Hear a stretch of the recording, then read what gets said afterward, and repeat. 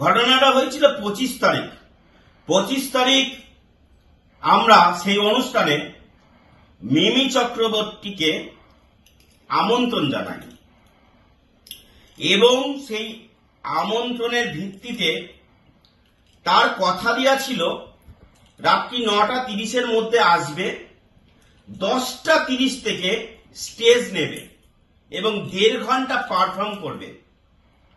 তার জন্য তার মূল্য ধরা ছিল সে পারিশ্রমিক, তার পারিশ্রমিক নিয়েছে 2,65,000 টাকা এবং সেটা আগাম একদিন বা দুদিন আগে নিয়েছে।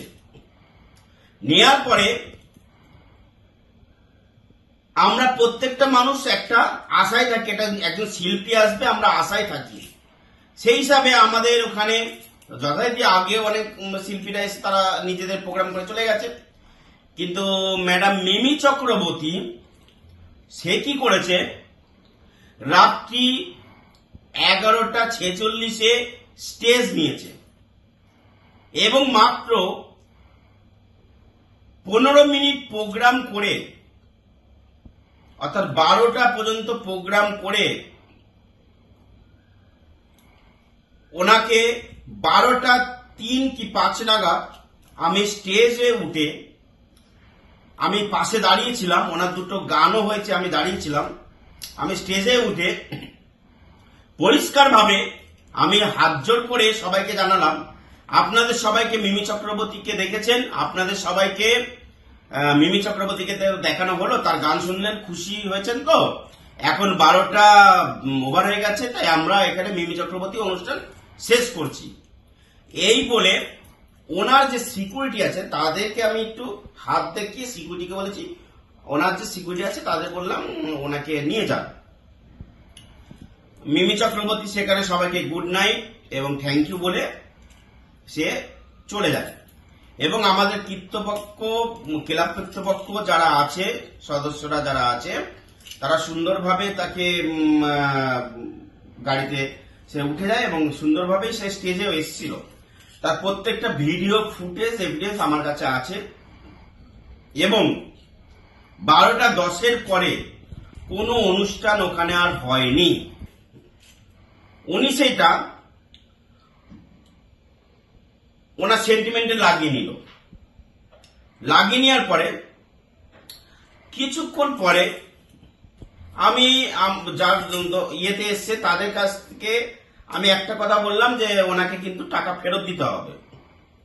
এই টাকা ফেরতের কথা শুনে হয়তো এই টাকা ফেরত দেওয়ারটাকে এড়াতে এবং এইটা চাপ সৃষ্টি হবে সেইটা এড়াতে আমার নামে একটি এফআইআর করে দেয় এবং এফআইআরটা বেলেবল সেকশন থাকা সত্ত্বেও এমনভাবে একটি রাজনৈতিক মাধ্যমে পেঁচিয়ে ফেলে যেখানে আমাকে জেল হেফাজতে থাকতে বাধ্য করা হয়।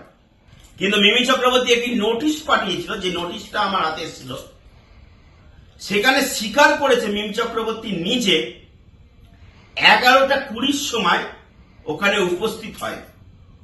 আমি ধরে নিলাম যে 11:20-তেই আসলো, তাতেও কি 1.5 ঘন্টা প্রোগ্রাম করা সম্ভব ছিল 12টা পারমিশন ওভার করে? কোনো দিনই না। কারণ সে যদি 11:20-তেও আসে, তার ঠিক সেখান থেকে স্টেজে উঠতে তার 10 মিনিট লেগে যাবে। আমি মেনে নিলাম উনি যে স্বীকার করেছে, তার এভিডেন্স, তার নোটিশের কপিটা আমার কাছে আছে, আমি আপনাদের দেখাবো। এখন তার ভিত্তিতে 1.5 ঘন্টা প্রোগ্রাম হয়নি, সেখানে উনি আমাদের ঠকিয়ে, আমাদের প্রতারণা করে আগাম যে 2,65,000 টাকাটা নিয়েছে সেটাকে চাপা দেওয়ার জন্য এবং মিথ্যে কথা বলে আমাকে ফাঁসানো হয়েছে। যাই হোক, উনি একজন মহিলা, ওনাকে সম্মানের সাথে বলছি, আমার একটি আইনি নোটিশ পাঠানো হয়েছে যেখানে 3টে দাবি আমি করেছি। এক, প্রথমত আমাদের থেকে 2,65,000 টাকা নিয়েছে, তার টোটাল এভিডেন্স আমাদের কাছে আছে। সেই টাকাটা ফেরত দিতে হবে এবং আমার ব্যক্তিগত আমার উপর দিয়ে যে পরিমাণে গুরুতরভাবে মিথ্যে অপবাদে আমার সম্মান তছনছ হয়ে গেছে, তার ক্ষতিপূরণ হিসাবে ওনার কাছে 20 লক্ষ টাকা দাবি রাখা হয়েছে। এবং সব থেকে বড় এবং চ্যালেঞ্জ মোর আমার একটি কাজ, সেটা হচ্ছে উনি যদি অভিনেত্রী হবে, ভুল করে থাকলে জনসমক্ষে ওনাকে ক্ষমা চাইতে হবে। এই 3টে আমি অভিযোগ করেছি।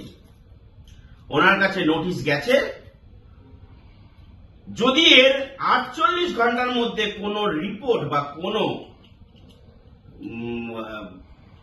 ওনাদের কাছ থেকে আলোচনা না পাই, তাহলে ওনার বিরুদ্ধে যথারীতিভাবে যত সুন্দরভাবে আইনি পদক্ষেপ নিয়ে সঠিক মামলা করা যায়, আমরা সেইটাই করব।